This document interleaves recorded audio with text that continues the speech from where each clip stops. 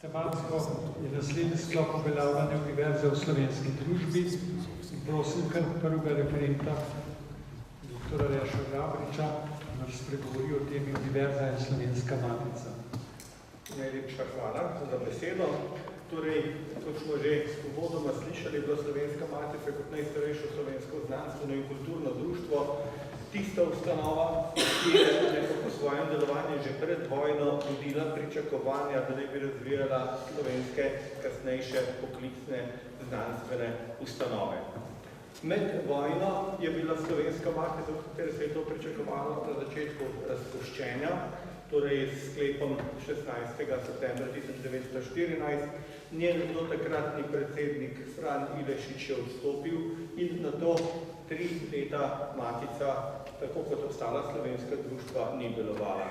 Vemo, da so takrat v Ljubljani delovala samo nekatera nemška društva, da je kulturno-znanstveno delovanje izrazito zaspalo, ne samo v Ljubljani na Kranjskem, ampak seveda v celem svetu, ki ga je zajela vihar prve svetovne vojne. Do spremembe v Avstriji je na to prišlo po menjavi na cesarskem prestoru, oziroma po umestitvi novega cesarja Karla, ko je začela zopet delovati tudi Dunajski parlament, ki je bil iz političnega vidika za Slovence seveda zaznamovan s deklaracijo Jugoslovanskega poslanskega kluba v Dunajskem parlamentu, ki jo poznamo bolj kot pod imenom Majniška deklaracija. V istem času je tudi matica začela s poskusi za obnovo svojega delovanja. Z intervencijami na Dunaju so podprli številni predvsem pravniki, denimo Ivan Žolgar, ki je bil takrat tudi visokovladni uradnik, kasneje tudi minister Dunajske vlade, Vladimir Ribnihar, ki je bil poslanec Dunajskega parlamenta, pa tudi odbornik v odboru Slovenske matice, kar so takrat predstavniki, ki so podpirali obnovo delovanja Slovenske matice, ugotavljali na Dunaju, je bilo, da je zato na Dunaju bistveno več posluha kot v Ljubljani in so ugotavljali, da se je največja vojna pravzaprav proti Slovenski matici bila v Ljubljani in ugotavljali so, da se je zganilo proti Slovenski matici v avstrijskem delu države nekaj podobnega, kar so proti Slovaški matici uganjali v ogrskem delu države. Po pridobitvi dovoljenja za obnovitev delovanja julija 1917 je prvič sestal odbor Slovenske matice, so sprejeli tisto načelo, ki so ga slovenski politiki vzpostavili že na Dunaju. Združiti obe stranki, če sta združeni na Dunaju, naj bosta tudi tukaj, kar pomeni prizadevati si za sodelovanje vseh kulturnih ustvarjalcev, vseh znanstvenikov, do katerih lahko sežejo, do katerih lahko pridejo, ki bi lahko naredili karkoli koristnega v nadaljnjem delu Slovenske matice, oziroma bomo rekel slovenske kulture na splošno. Ob tem, ko je matica dobila dovoljenje za delovanje, se je treba zavedati. To je bila takrat edina tovrstna slovenska osrednja kulturna ustanova, ki je začela z delovanjem. Gledališče je bilo kot konzorcij kasneje, ostalih tovrstnih ustanov Slovenci seveda še nismo imeli. V vodstvu Slovenske matice so se na to pogovarjali, katera so najnujnejša trenutna opravila, ki bi jih morali opraviti v tem prehodnem obdobju.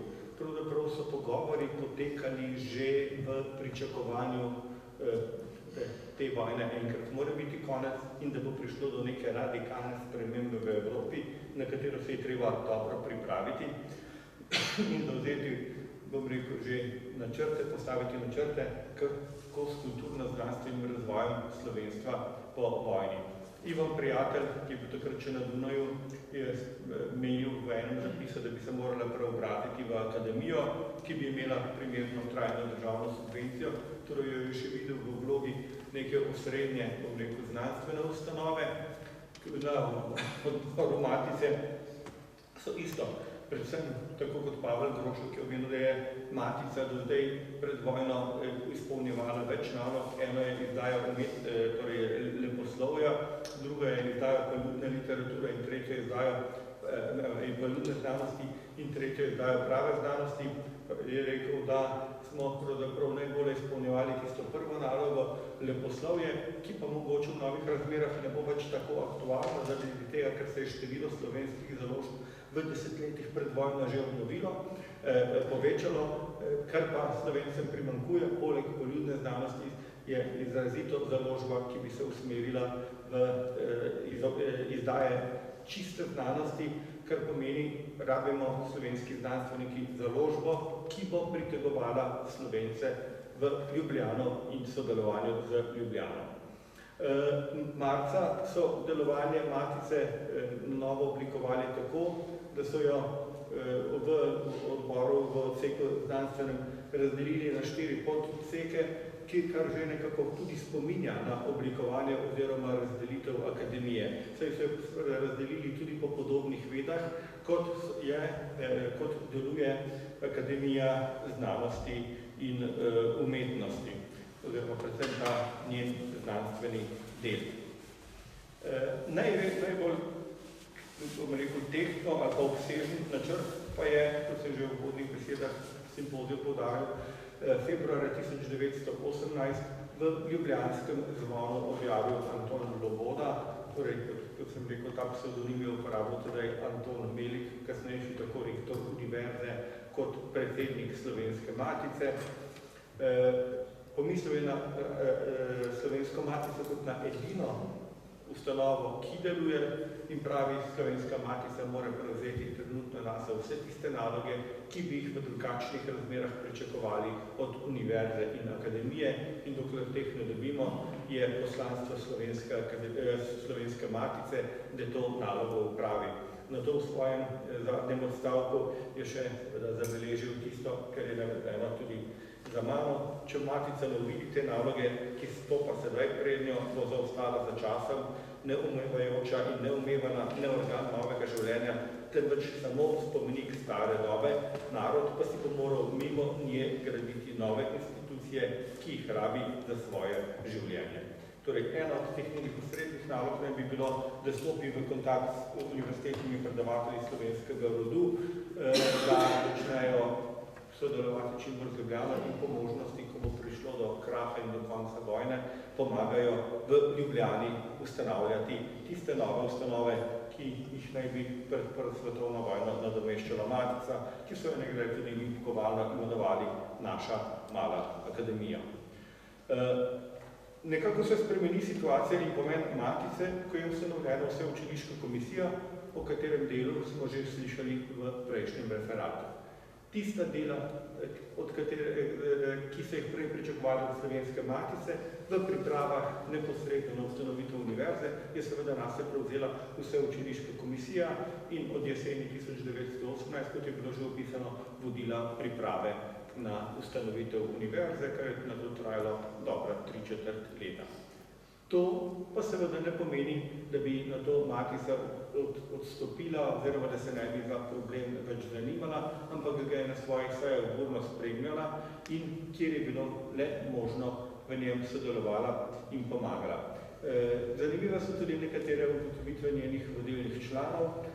Morda prva dva omenjena Fran Detela, ki pravi, v tem času je treba napraviti nekaj na silo, ali pa Pavla Grošla, torej kasnejšega predavatelja na medicinski fakulteti, začasna vlada podaja na to, kar bomo zdaj naredili, bomo imeli. Pozneje bo treba moledovan za vsako malenkost. Gre za tisto zavedanje, da so prelomni časi običajno najbolj primerni za ustanavljanje nečesa novega.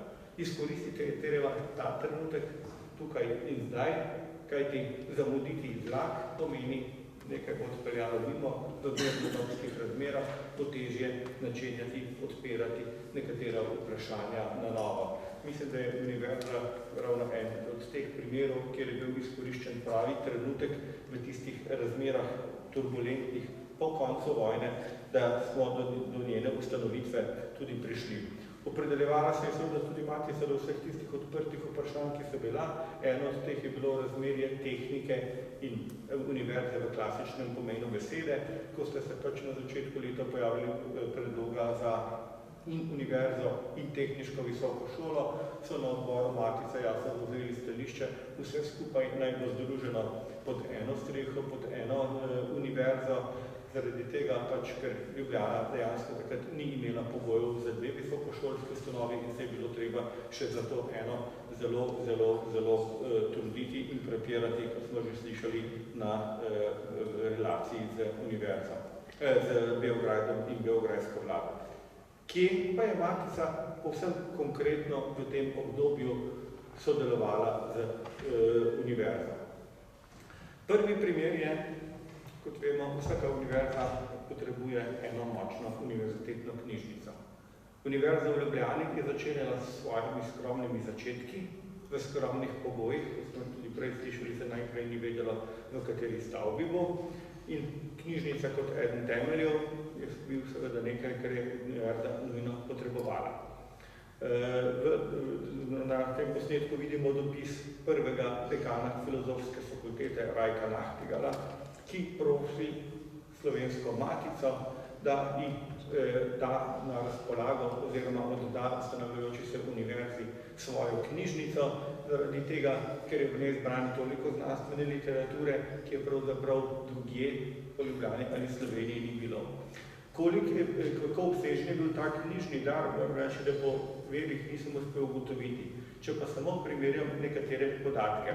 V letu pred začetkom Prve svetovne vojne, v zadnjem letu, je Matica imela izmenjavo knjig, oziroma torej tistih knjig, ki so šle v dar medijem in izmenjave, mislim, da nekaj čez 80, okoli 85. Če računamo, da je nekaj 10 teh v ocene predanih, pomeni, da je preko 50 knjig bilo iz številnih sorodnih evropskih ustanov, ki so prišle v izmenjavo v Slovensko Matico. Zadnja, denimo, ustanova, s katero je bila podpisana tovrstna pogodba pred začetkom vojne, je bila Poljska akademija iz Krakova, torej znanosti. Torej, njihove publikacije ali pa publikacije z tovrstnih ustanov, licejska knjižnica ni imela. Matica, eno to rekla, Matica tovrstnih knjig in tovrstne knjižnice več ne bo rabila. Z darom bi licejska knjižnica se izpopolnila, bi veliko dobila, Matica ne bi bila oškodovana toliko, ker naprošne knjige pač ne sodijo v tisto, kar naj bi sama dolgoročno hranila. To ni bil edini dar Matice Novi univerzi.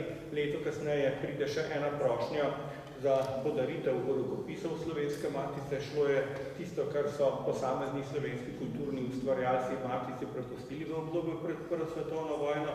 Deloma je šlo za same rokopise ali zapise tistih avtorjev, katerih dela knjige je Matica pred Prvo svetovno vojno že objavila.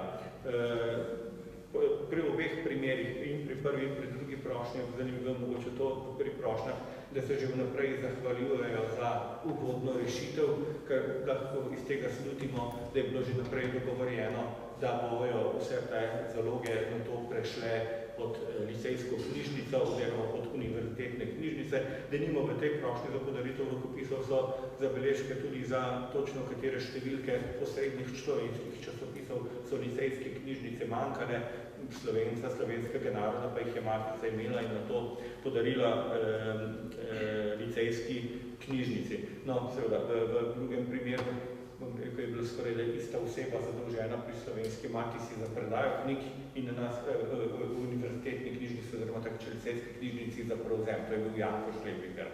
Torej, bom rekel, ta dvojnost opravil je bila v tem smislu zelo podobna. Mislim, je bila slonela na istih ljudeh.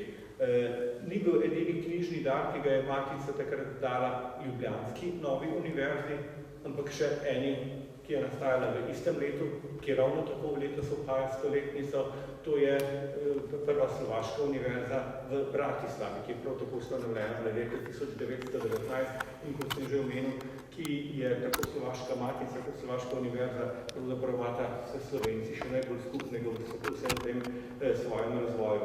Razlika med seveda obema knjižnima daroma je v tem, da je v Bratislavo romala predvsem produkcija Slovenske Matice, dočim je v licejsko knjižnico oziroma univerzi v Ljubljani romala oziroma prešla tudi velik del tistih knjig, ki jih je Matica predtem pridobivala z izmenjavo. Drugo neposredno angažiranje Slovenske matice je bilo, da je prevzelo vsaj nakratko založništvo nad prvim znanstvenim časopisom, ki ga je začela izvajati Nova univerza. Že leta 1917 so pripravili prvo številko časopisa za slovenski jezik, književnost in zgodovino, zgodovinar Kaspret, literarni zgodovinar Rajko Nahtigal in literarni zgodovinar Fran Ramovš in lingvist Rajko Nahtigal. In po izidu prve številke, ki se je zaradi finančnih težav zavlekla, je Fran Ramovš v poročilu v časopisu napisal, da je enostavno to, da bi se zagotovilo nadaljne izhajanje te revije, mora nekdo prevzeti in samoumevno je to bilo, da naj to prevzemajo tisti zavodi, ki nosijo ime Slovenskega kulturnega zavoda, kakor na primer Slovenska matica, da so ti prav poklicani, da to je naravnost njihova dolžnost, kar najizdatneje podpirati krog slovenskih znanstvenikov, ki prično izdajati znanstveno glasilo. Časopis je na to postal pravzaprav revija profesorjev večinoma z filozofske fakultete, pa tudi z juridične fakultete ali pa v nadaljevanju tudi licejske knjižnice, saj je v njej Janko Šlebinger nadaljeval tisto, kar je predvojno objavil v letopisih Slovenske matice, torej slovensko letno bibliografijo. Pred izidom drugega letnika je bila podpisana pogodba med Slovensko matico in izdajatelji, s katerim je Slovenska matica prevzela izdajateljstvo nad časopisom, vendar z zadržkom, da se lahko tej pogodbi tudi odpove, če bi se izkazalo, da stvar ni profitabilna ali pa da bi izdajanje lahko povzročilo dodatne težave. Do tega je že kmalu prišlo, še danes ima, kako je znanstveni tisk profitabilen. Slovenska matica pa tako tedaj, ne bom rekel kot kasneje, da bomo šli v kakšno jokanje, ni bila toliko finančno močna, da bi sama pokrivala zgube, ki so ob tem nastajale. Tako da časopis, ki je pravzaprav eden prvih primerkov takega dobrega slovenskega znanstvenega tiska iz tistega obdobja, je kasneje se ga zopet prevzeli izdajatelji sami in to izdajali z letnimi zamudami še kakšnih 10 let, na vsakih nekaj let izšel. Ko se je univerza postavila na svoje noge, so bili ti neposredni stiki med univerzo in Slovensko matico seveda vse, bom rekel, občasnejši, niso bili več nujno potrebni, posrednih je bilo pa veliko. V odboru Slovenske matice je še vedno delovala večina, je bil v veliki meri sestavljen iz profesorjev iz profesorjev univerze v Ljubljani. Veliko teh je objavljalo svoja temeljna znanstvena dela v publicistični dejavnosti Slovenske matice, ki so na to tudi koordinirali druge dejavnosti. Slovenska matica se v 20 letih pri reševanju teh težav bolj usmerila k ustanavljanju Slovenske akademije znanosti, o čemer predvidevam, da bomo še več slišali v naslednjem referatu. Mimogrede, ki je bilo ustanovljeno znanstveno društvo za humanistične vede kot nekakšen predhodnik Slovenske akademije, je dobil samoumevno prostore za svoje seje in delovanje v prostorih Slovenske matice. Zadnji neposredni stik v tem obdobju prvega desetletja je bil prodaja zbornika ob desetletnici univerze, ki ga je v celoti prevzela v prodajo Slovenska matica.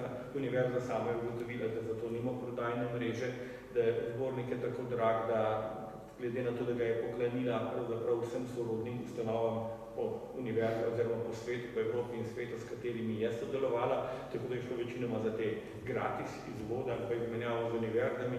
Seveda, s tem mislim na zbornik univerze do leta 1929, z danes že več kot omenjen tistim temeljnim osrednjim delom Janka Pulsa o zgodovini Ljubljanske univerze, o njenem ustanavljanju in njenih začetkih. No, ta prodaja preko mreže Slovenske matice se tudi ni izkazala kot finančni efekt, pa ne zaradi tega, ker delo ne bi bilo dobro organizirano, ampak padlo je točno v začetek gospodarske krize, kar seveda pomeni, da tudi nekateri, ki so prevzeli te zbornike, oziroma ki so jih odkupili, na to jih je bilo treba še dolgo terjati, da so jih prodali do konca. Nadaljno sodelovanje, vemo vse do današnjih let ali pa do današnjih časov Slovenske matice in univerze je seveda v posebnem sodelovanju ljudi pri delu Slovenske matice in v tem, da upam, da bo ta naša Slovenska matica še dolgo lahko zalagala temeljna dela slovenske znanosti. Najlepša hvala.